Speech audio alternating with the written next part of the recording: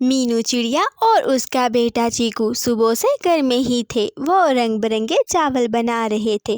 ماما، ہم ندی سے پانی پی آتے ہیں، اس کے بعد ہم چاول کھائیں گے۔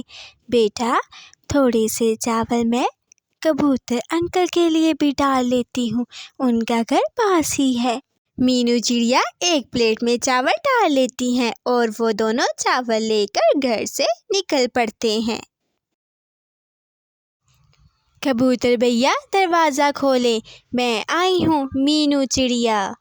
کبوتر دروازہ کھولتا ہے اور کہتا ہے، چڑیا بہن، یہ تو چاولوں کی خوشبو آ رہی ہے۔ جی کبوتر بھیا، یہ چاول میں نے آج بنائے ہیں تو میں نے سوچا آپ کو بھی دے دوں۔ چڑیا، تمہارا بہت بہت شکریہ، مجھے چاول بہت پسند ہیں۔ اڑتی ہوئی گوری کوی کبوتر کے گھر کے پاس سے گزرتی ہے۔ یہ خوشبو تو چاولوں کی آ رہی ہے، دیکھتی ہوں کس کے گھر سے آ رہی ہے۔ گوری کوی طوطے کے گھر جاتی ہے اور اس کے دروازے پر دستک دیتی ہے۔ طوطا دروازہ کھولتا ہے۔ میں سو رہا تھا، بتاؤ گوری کیا کام ہے؟ طوطے، تم نے آج کیا کھایا ہے کھانے میں؟ میرے پاس کل کا ایک امرود پڑا تھا، میں نے وہی کھا لیا۔ تجھے اور کوئی کام نہیں ہے کیا؟ ہر ٹائم امرود ہی کھاتا رہتا ہے، بڑی چونچ والا۔ میں جو مرضی کھاؤں، تمہیں اس سے کیا؟ کالی کوی۔ پھر گوری کوی وہاں سے اڑتی ہے اور مینو چڑیا کے گھر میں جا کر دستک دیتی ہے، مگر دروازہ کوئی بھی نہیں کھولتا کیونکہ گھر میں کوئی بھی نہ تھا۔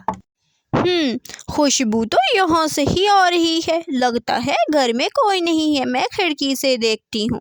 یہاں پر تو کوئی بھی نہیں ہے اور مزیدار گرما گرم چاول بھی پڑے ہیں، میں چپکے سے جا کر کھا لیتی ہوں۔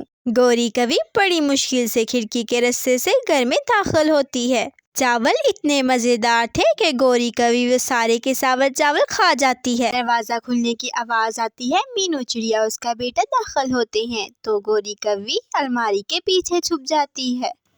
ماما، یہ کیا؟ ہمارے سارے کے سارے چاول کہاں گئے؟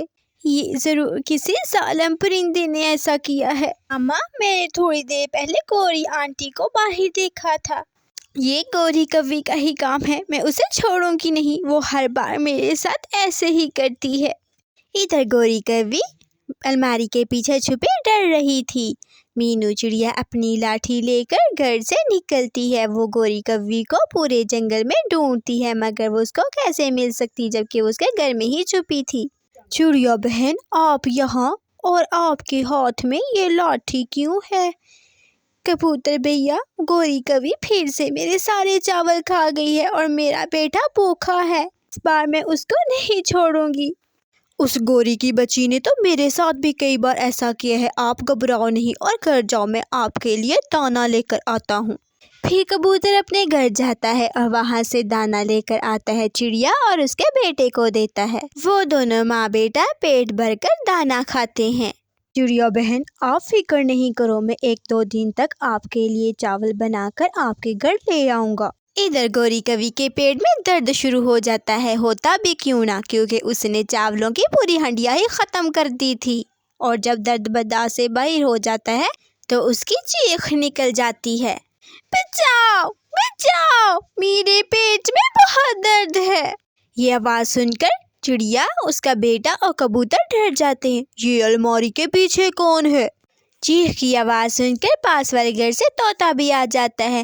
پکڑا گیا نا اب یہ چور، چڑیا، اسی نے ہی تمہارے چاول کھائے تھے، اسے پکڑ کر اچھے سے مارو۔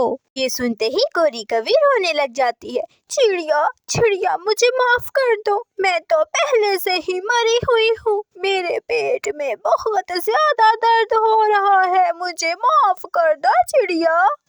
گوری، تم نے میرے ساتھ ہمیشہ بہت برا کیا، تمہاری وجہ سے کئی راتیں میرا بیٹا بھوکا سوتا رہا، لیکن میں تمہاری طرح ظالم نہیں ہوں۔ کبوتر بھیا ڈاکٹر کو لے کر آئے۔